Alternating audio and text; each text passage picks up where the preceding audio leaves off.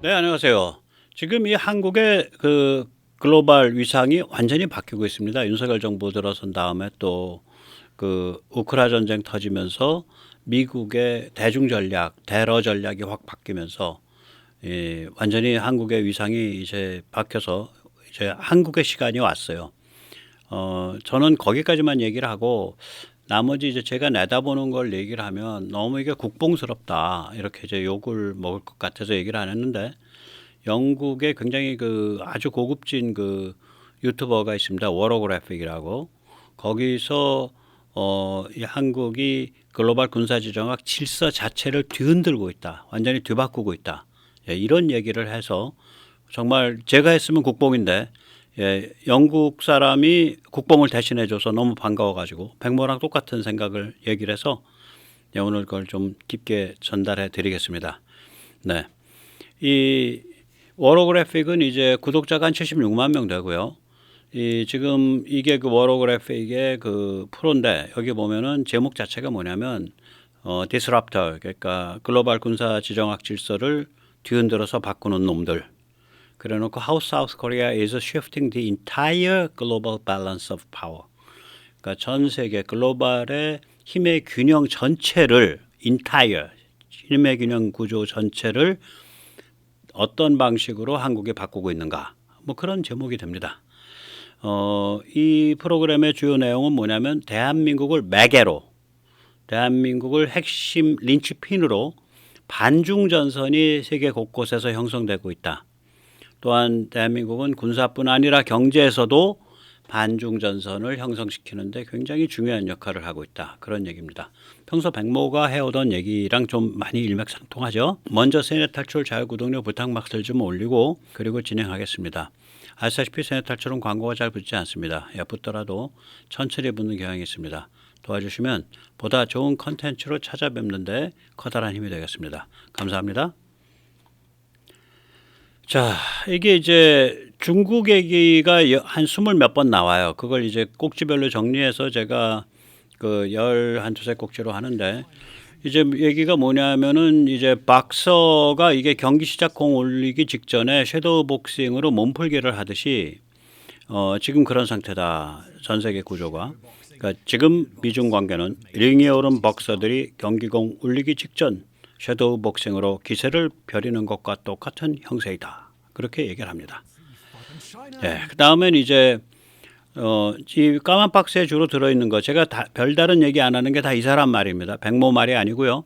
그 왼쪽 위에 있는 뭐 031, 044 이거는 직접 그걸 들어보시면 백모가 전혀 과장하는 게 아니다. 이걸 확인하실 수 있습니다. 여기서 이제 이렇게 말합니다. 대한민국은 글로벌 군사지정학 질서를 뒤흔들고 있다. 네, 보다 구체적으로 표현하면 이렇습니다. 당장이라도 세계대전이 일어날 것 같은 상황이다. 이 와중에도 글로벌 군사지정학 질서를 뒤흔드는 괴력이 등장했다. 이 괴력을 발휘하고 있는 나라는 의외로 체급이 무겁지 않다. 이 나라는 바로 대한민국이다. 그렇습니다. 참 그 시원시원하게 얘기를 해줘요. 예. 그 다음 번 한번 보죠. 예. 그 다음에 이제 한국이 옛날엔 이런 위치가 아니었는데 이게 완전히 바뀐 거다. 정말 한국 옛날 한국이 아니다. 이런 소리입니다. 네. 거대한 중국 바로 옆에 붙어있는 중강 규모의 나라가 세계 전체의 군사 지정학 균형을 바꾸고 있다고는 상상하기 어렵다. 게다가 한국은 미국의 보호 우산 아래 그럭저럭 살 수도 있는 나라 아닌가. 또한 주변으로부터 심각한 위협을 당하고 있는 나라 아닌가. 게다가 얼마 전까지만 해도 동네북 신세였던 셔틀빵 신세였던 나라 아닌가. 그러나 이제 사정이 완전히 바뀌었다. 예, 그렇게 얘기를 합니다. 그러면서 이제 얘기를 점점 더 심각하게 풀어가죠. 예, 그러면서 대한민국은 미국, 유럽, 아시아 국가들을 하나로 엮는 린치핀이다라고 얘기를 하는데 린치핀이란 건 뭐냐면요, 어떤 이런 축이 있고요. 예, 축에 이런 회전체를 끼웠을 때 이 회전체 이 회전체가 빠져나가지 말라고 축에다가 조그만 구멍, 관통 구멍 뚫어가지고 핀으로 딱 끼워 놓거든요. 이게 만약에 빠져버리면 회전체가 회전하면서 튀어나가서 대형 사고 나고 사람 죽고 폭발하고 이러죠. 그 아무것도 아닌 핀이에요. 뭐 큰 회전체라 그래도 뭐 굵기가 요만하고요. 보통은 뭐 보통은 한 직경이 한 4, 5mm, 6, 7mm 그거밖에 안 되죠. 근데 걔가 빠지면 난리 나는 거예요. 한국이 그런 나라가 됐다는 얘기죠. 예, 한번 살펴보겠습니다. 대한민국은 지역, 리전 주니어 헤비급 열강으로서의 역할이 커지고 있다. 그에 걸맞는 강력한 군사력도 갖추고 있다. 나아가 미국, 나토, 유럽 국가들, 태평양 제1도령 국가들을 완벽히 조화시켜내는 린치핀이 되어가는 조짐이 나날이 분명해지고 있다. 그런 얘기를 합니다. 그 다음에 이제 한국이 무기 수출 빅4에 진입하는 중이다라는 얘기를 해요. 4분경에 나옵니다. 한번 직접 살펴보시겠습니다.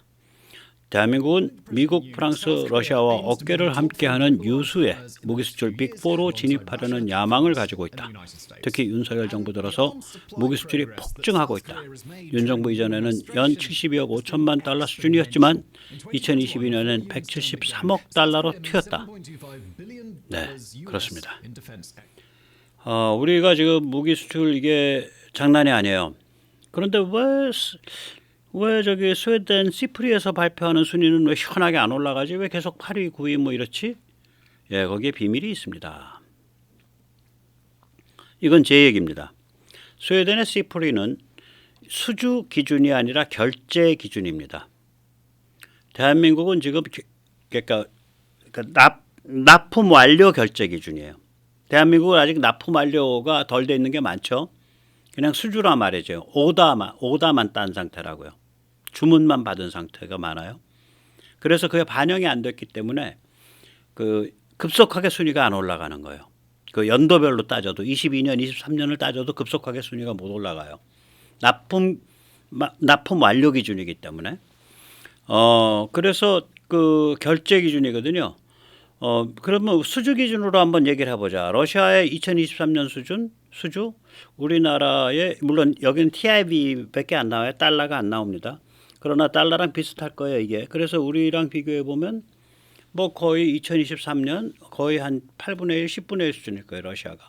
중국이 한 10분의 1 되거든요, 우리의. 10분의 1밖에 안 됩니다. 그러니까 러시아가 2023년 수주액이 14.5 TIB라는 거는 시프리, 스웨덴의 그 기관이 만들어낸 그 자기들 나름대로 계산하는 방식의 그 가상 화폐 단위예요. 이는 2018년에 21분의 1입니다. 2023년 러시아에 무기를 주문한 나라는 전 세계에서 3개밖에 없습니다. 대부분은 이란이 주문했고요. 키르기스탄이 주문했습니다. 그리고 인도가 주문한 것으로 나오는데 이건 신규 무기를 주문한 게 아니라 인도가 러시아로부터 라이센싱해서 생산하는 게 있습니다. 제가 전투기 그 모델명은 그런데 수호위는 확실하고요. 수호위 30인가를 라이센싱해서 생산합니다. 또한 그 유명한 초음속 미사일 브라모스를 라이센싱해서 생산하죠. 그 오닉스를. 브라모스는 인도명 이름이고 브라모스는 그 초음속 미사일의 이름이기도 하고 그걸 생산하는 회사의 이름이기도 합니다. 브라만 할 때 그 브라로서 인도를 뜻하고요. 모스는 모스크바 할 때 모스입니다. 그러니까 인도 러시아 합작 기업이란 소리죠. 따라서 거기서 돈이 나가죠, 러시아로. 그래서 이게 수입으로 나타나요. 그런 것들이 인도가 지금 러시아로부터 지금 발을 다 못 빼고 있어가지고 그래서 2023년 러시아에 대한 신규 주문한 나라 꼴랑 전 세계에서 3개밖에 없습니다. 저는 감히 2023년 수주 기준 한국이 세계 3위였다고 봅니다. 중국이든 러시아든 저 발 밑에 있습니다. 아마 머지않아 5년에서 10년 안에 특히 KF-21 같은 것들이 날아다니고 이러면은 수주 기준 세계 2위 갈 거라고 생각을 합니다. 왜 그러냐면 프랑스가 우리보다 지금 많이 팔고 있는 까닭은 라팔 전투기 때문에 그런데 KF-21은 라팔을 가볍게 씹어 먹습니다. 자, 다시 우리 워로그래픽 얘기로 돌아가겠습니다. 5분경에 나오는 얘기입니다. 미국이 K무기 수출에 병풍 역할을 하고 있다. 네, 천기누설을 하고 있네요. 직접 한번 살펴보겠습니다. 네. 대한민국이 세계 주요 무기 수출국으로 급부상한 것은 한미동맹 강화와 정확히 맞물려 있다. 특히 2023년 4월 워싱턴 선언에 의해 한미동맹이 한미 핵동맹으로 격상된 것을 주목해야 한다. 그 이전까지 한국은 항상 다음과 같은 불안에 시달렸었다. 비핵무기 전쟁이 터지면 미국이 당연히 개입하겠지. 그러나 북한이 핵무기를 사용하려 한다면 그때도 미국이 개입할까? 핵전쟁을 불사하고 이러한 불안이 한국인을 사로잡고 있었는데 2023년 4월에 워싱턴 회의에서 핵 협의 그룹 NCG가 뜨고 미국이 그 동북아시아 한반도의 평화를 위해서 핵을 사용하겠다는 의지를 명확하게 밝히고 그걸 제도화함에 따라서 이제 한미동맹이 차원이 달라졌다. 핵동맹으로. 그런 얘기가 됩니다. 네. 그 다음에 또 중국을 세 번째 거론해요. 예, 여기 뭐냐면은 미국이 핵동맹을 약속하자 한국이 일본과 힘을 합쳤다. 그런 얘기를 해요. 참 재밌는 관찰이에요. 그러니까 우리가 일본의 손을 내밀은 셈이죠. 그래서 한일 관계를 우리가 정리를 해버렸잖아요. 윤 대통령이 나서가지고 그 물밑에서 거래가 있었다라는 거예요. 미국 너희 우리한테 핵동맹 약속해. 그럼 우리가 일본이랑 같이 할게. 그런 거래가 있었다. 그 얘기를 하고 있습니다. 지금. 뭐 증거는 제시를 안 합니다. 6분 12초경입니다. 한번 직접 살펴보겠습니다. 예. 2023년 4월 미국이 핵동맹을 약속하고 4개월이 지나서 캠프 데이비드에서 한미일 3국 체제가 확립됐다. 이제 세 나라는 합동 해군 훈련을 할 뿐 아니라 역내 컨틴전시에 대한 공동 대응을 함께 기획하고 있다. 역내 컨틴전시는 타이완 등 서태평양 지역의 여러 상황에 대한 군사적 공동 대응을 하기 위한 수단으로 받아들여지고 있다. 중국에 대한 한미일 공동 대응 태세를 구축해온 미국의 장기 전략이 대성공을 거둔 것이다. 한미일 공동 역내 컨틴전시 공동 대응 이런 게 표방을 하는 모양이에요. 저도 이 사람 말 듣고 그러면 이 역내 컨틴전시라는 게 결국 대만 해협이나 남중국해에서 중국이 지랄하는 거, 침공하는 거 거기에 대한 공동 대응하겠다고 훈련 중이라는 거예요. 이거 우리 언론들도 잘 얘기를 안 하죠. 실제로 그런 시나리오를 가지고 군사훈련을 하는 것으로 보입니다. 천기누설 많이 하더라고요. 예. 그 다음에 한국의 국방력 강화와 K무기는 이 자존심 과시가 아니라 전략적 선택이다. 이 무기를 가지고 자존심 과시하려는 나라가 있죠. 대표적인 게 터키죠.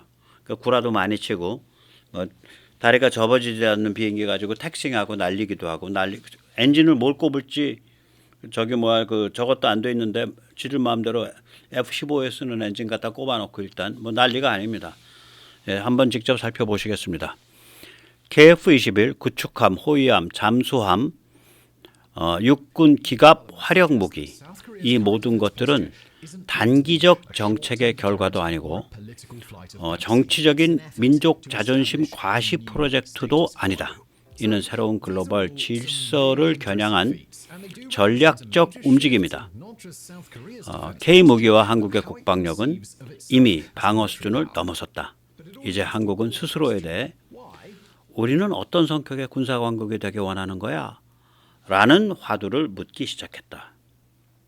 한국이 엄청난 파워를 갖게 됐기 때문에 이 군사적 파워, 이 국제 글로벌 군사지정학적 파워, 이 글로벌 경제 파워를 가지고 우리가 어떤 역할을 해야지 어떤 나라가 되기 원하는 거지 이걸 한국인들이 이제 물을 차례가 됐다. 묻기 시작하고 있다.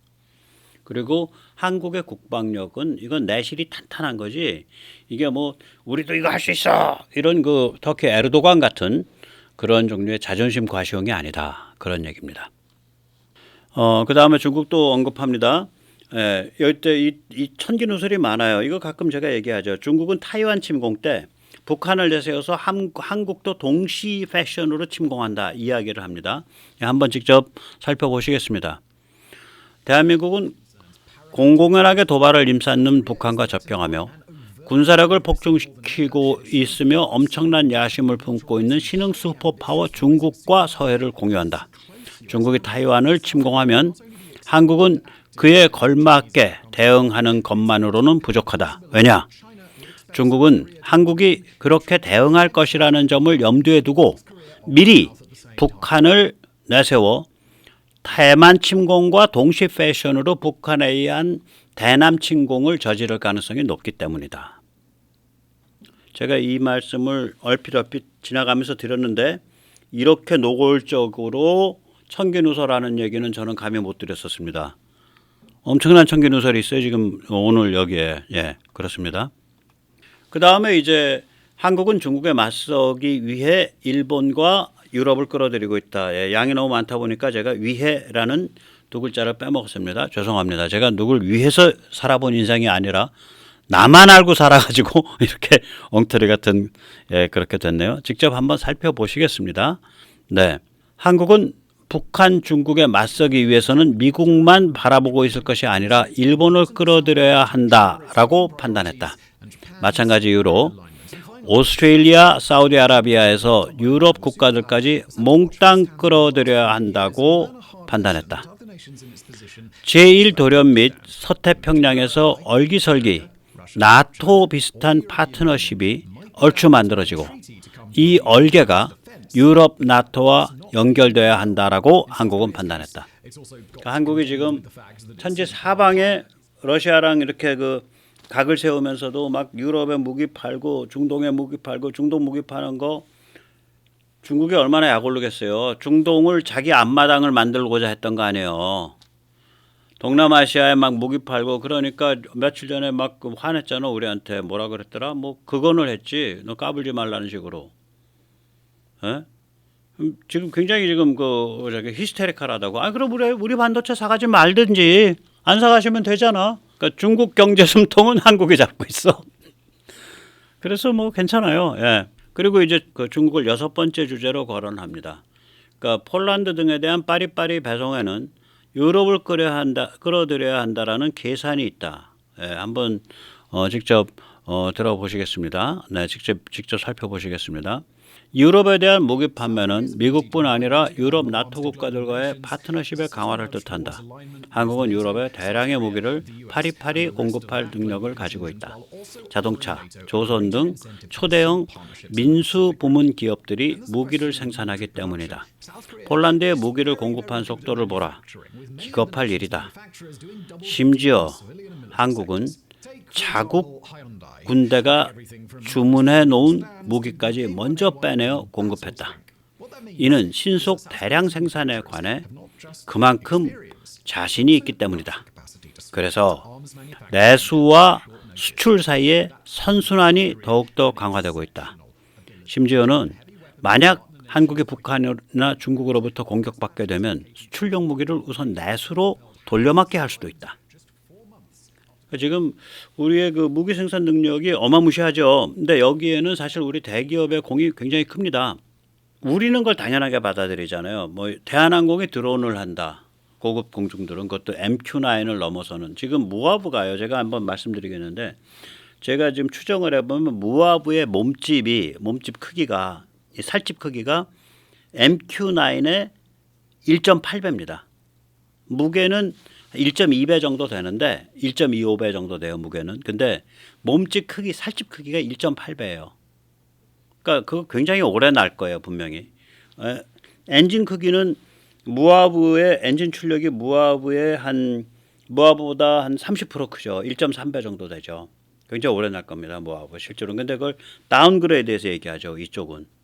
오래 날거나 아니면은 엄청 엔진을 돌려가지고 전기 많이 뽑아서 어마무시한 감시정찰할 겁니다. 자, 근데 그걸 대한항공이 한단 말이에요. 외국선 생각을 못하죠. 미국서 만약에 그런 거를 유나이티드 에어라인에, 아메리칸 에어라인에, 델타가에 생각을 못하잖아요.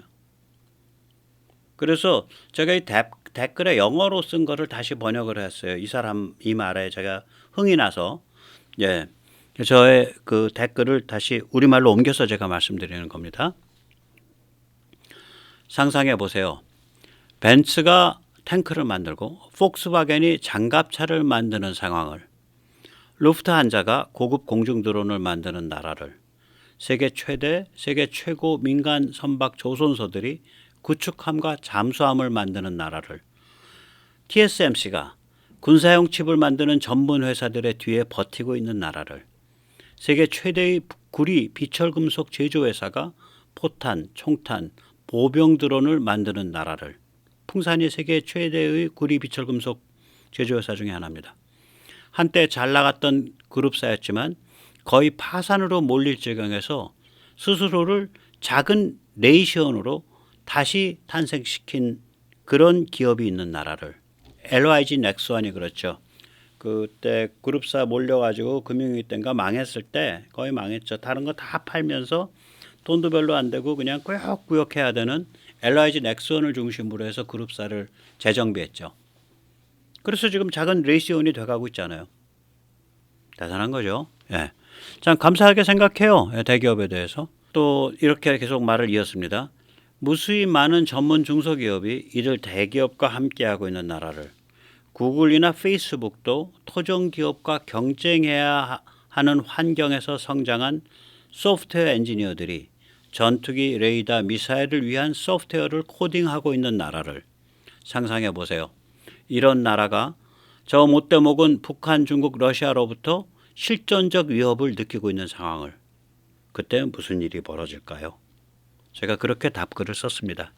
그래서 이렇게 우리는 간판급 대형 회사가 직접 방산을 챙기고 돈이 되든 안 되든 사실 뭐 풍산이 구리나 비철금속에서 벌어들이고 있는 돈에 비하면 이거는 정말 세 발의 피해요. 포탄 이런 거 파는 거는 그냥 국가적 사명으로 하는 거예요. 풍산이 우리나라 방산기업 1호죠. 방산기업 1호입니다. 그런 면이 있어요. 한화는 이제 조금 칼라가 달라서 거기는 그 집은 원래 이제 광산 쪽 건설에서 쓰이는 폭약을 만드는 집인데 그러다가 제과 식품 쪽으로 갔었죠. 그 큰 회장이 왕 회장이 그러다가 이제 집안 내력이 워낙에 이제 그런 쪽을 하니까 삐를 딱 잡고서 힘을 모은 다음에 삼성으로부터 K9 만들고 전투기 엔진 만지는 이런 회사를 인수했죠. 삼성 테크환, 삼성 에어로스페이스를. 그렇게 해서 방산기업이 돼서 그걸 잘 키우고 있는 거죠, 지금. 삼성은 이제 세계적인 반도체 회사가 되니까 그런 종류의 기업을 계속해서 끌고 가기 어려운 거예요. 근데 삼성이 아마 칩 개발이나 이런 데서 여러 가지 인적 자원이나 기타 등등에서 음으로 양으로 많이 관계가 있을 겁니다. 뭐 소리 소문 낼 것도 없죠. 왜 그러냐면 칩 개발 이런 거 들어가면 ADD나 예를 들어서 애트리가 깊게 일을 해주니까 삼성은 그 뒤에 숨어서 도와줄 수가 있죠. 그냥 소리 소문도 없이. 저는 그러고 있을 거라고 생각을 해요. 예. 왜 그러냐면 5G의 이동통신 장비에 들어가는 칩의 기술이 A사 레이더 기술과 굉장히 유사한 데가 있습니다. 예. 또 계속해서 우리 워로그래픽 선생이 뭐라 그러시는지 살펴보도록 하죠. 이 14분경부터 이제 한국의 문화가 그 사람들이 대단히 애국심이 높아서 여차하면 거기는 총 들고 나오겠다는 사람들이 한 1,000만 명 되는데 이 사람들한테 총뿐만 아니라 제대로 된 무기를 공급을 해야 힘을 쓴다. 그런데 그런 무기를 공급할 그런 실력을 갖고 있는 나라다. 그 얘기를 다시 한번 강조를 해줍니다. 예, 직접 한번 살펴보시겠습니다. 한국에는 전쟁이 나면 1,000만 명 이상 나서는 문화를 가지고 있다.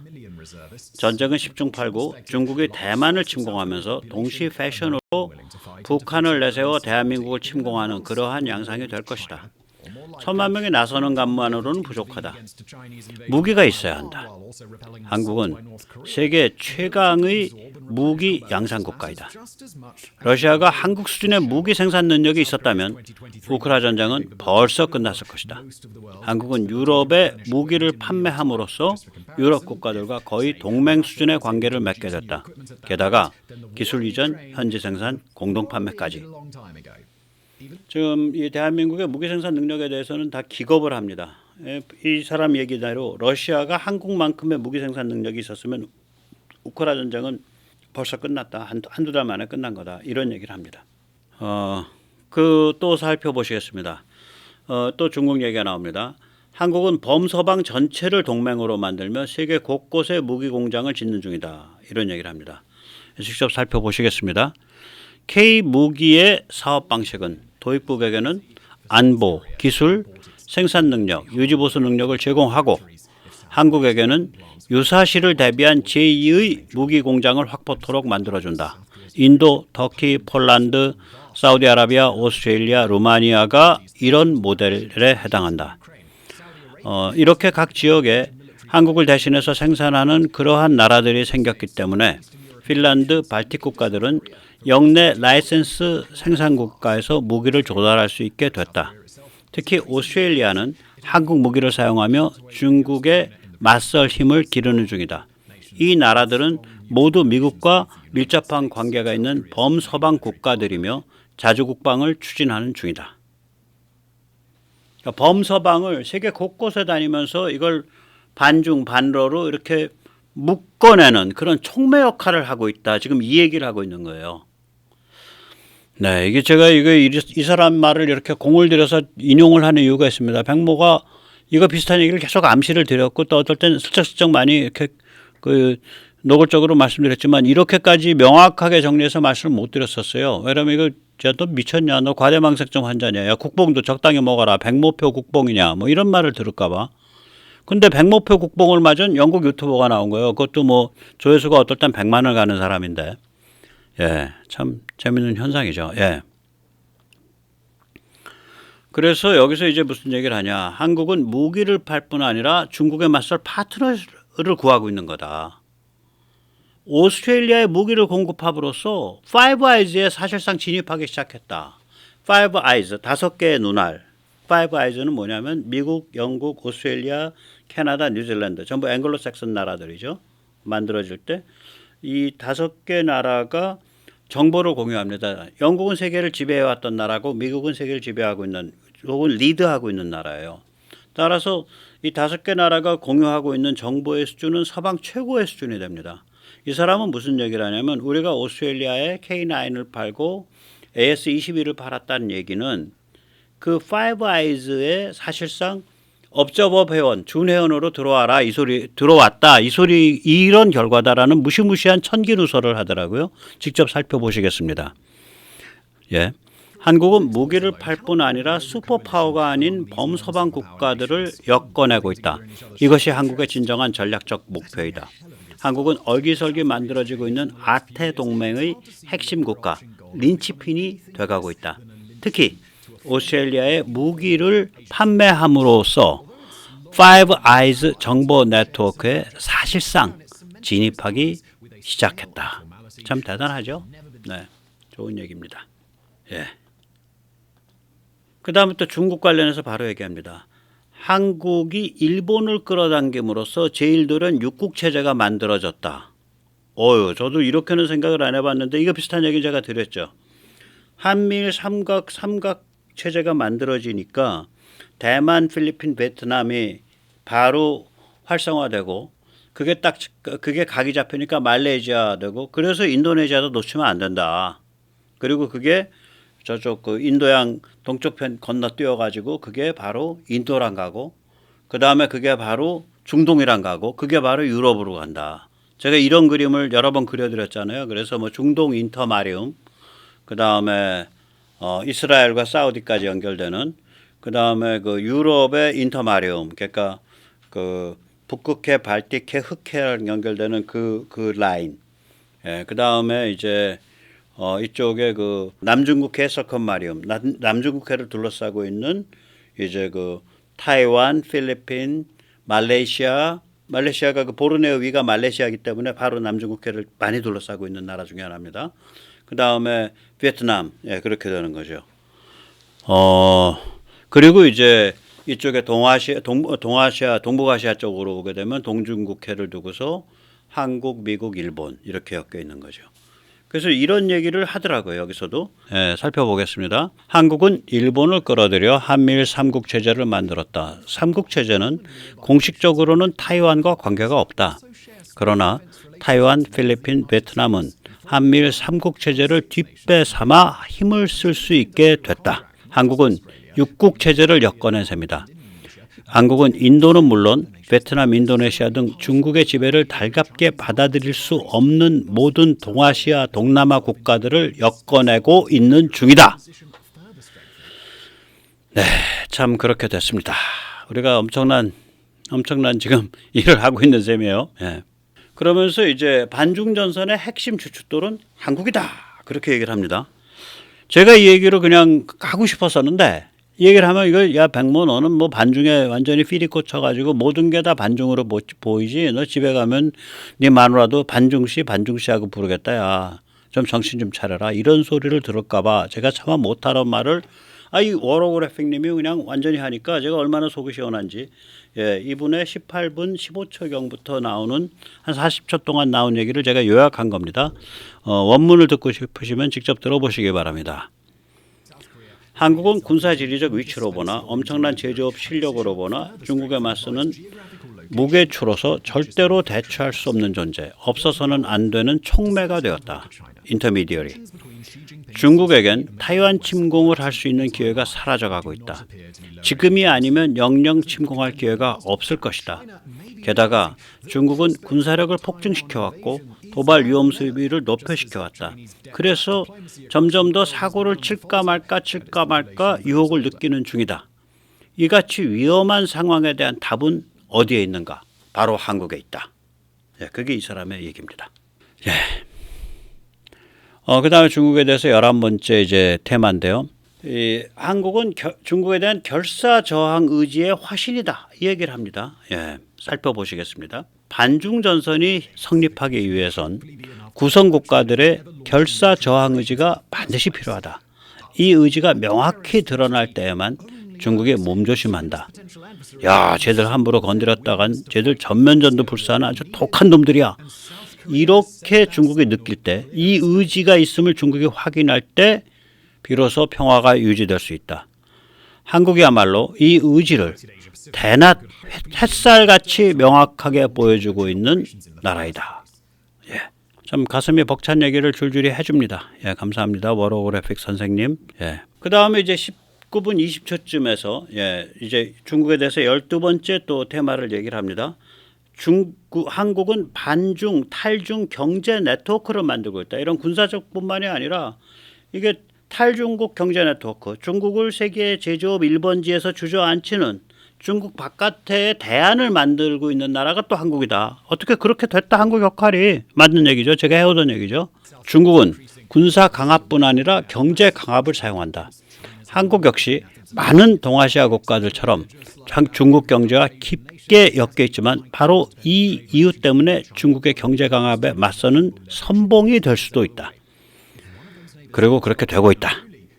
한국의 제조업 기반과 K무기는 인도, 인도네시아, 베트남 등 인도 동남아시아 권력 국가들에게 첫째, 중국의 경제 강압에 맞설 수 있는 잠재력을 보여주고 있으며 둘째, 한국을 매개로 서로 보다 깊게 엮일 수 있는 기회를 제공하고 있다.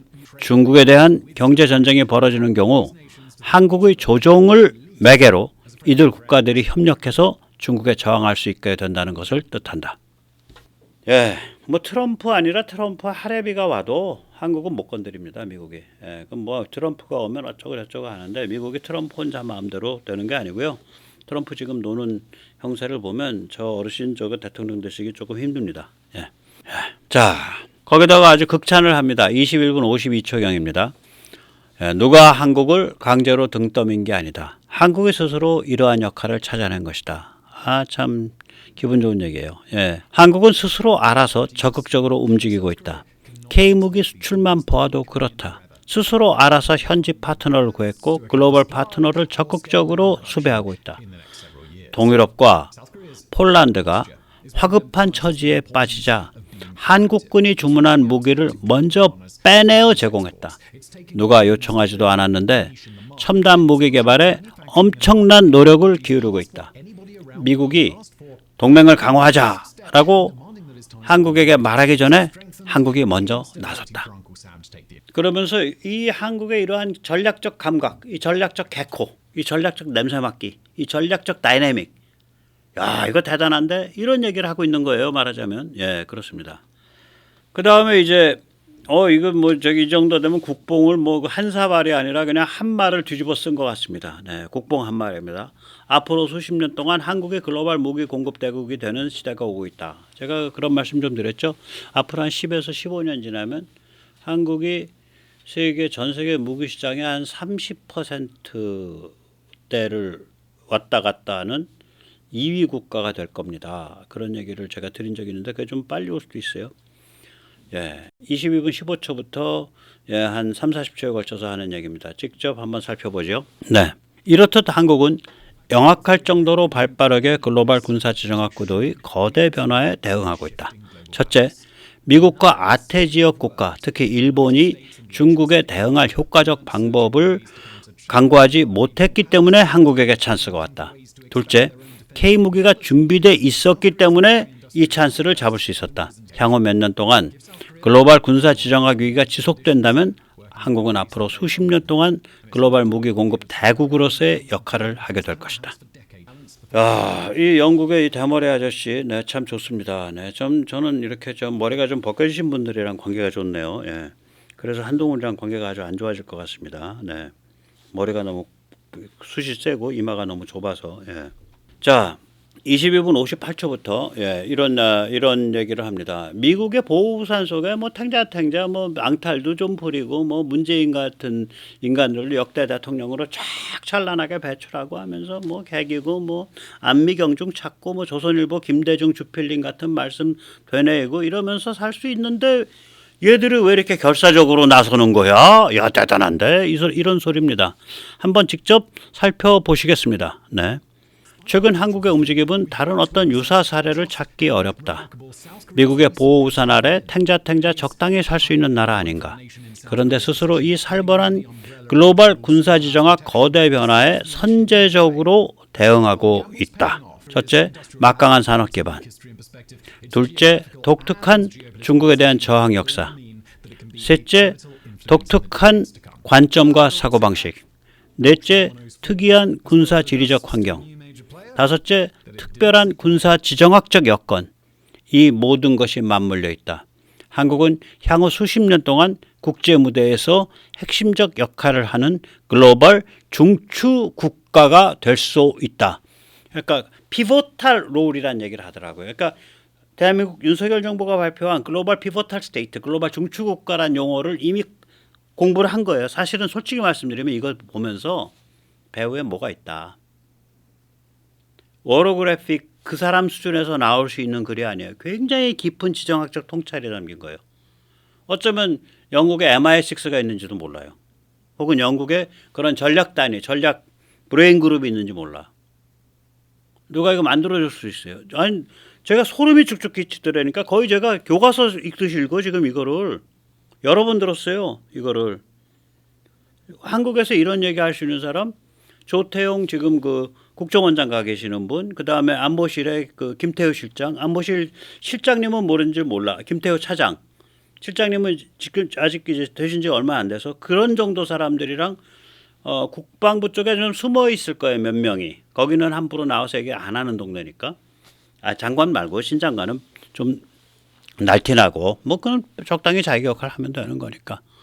한국에도 몇 명 없는데 이 워로그래픽에서 이걸 아주 적나라하게 얘기를 해주니까 제가 이건 뭐 국뽕도 그냥 국뽕에 저 거의 취했습니다. 예. 그래서 이 사이먼이라는 이 그 뭐 필명인지 뭔가로 얘기하는 이 워로그래픽의 이 아저씨. 제가 저희 돌아가신 선친께서도 머리가 좀 벗겨진 분이었고, 제 저기 그 동지 빡빡이도 머리가 좀 벗겨져 있고, 제 주위에 이렇게 머리 벗겨진 분들이 아주 저랑 관계가 좋은데, 네. 정말 이 사람이 아주 재밌는 얘기를 아주 정말 청기누설이 막 철철 넘치는 그런 얘기를 해줘서 제가 오늘 좀 길게 모셨습니다. 감사합니다.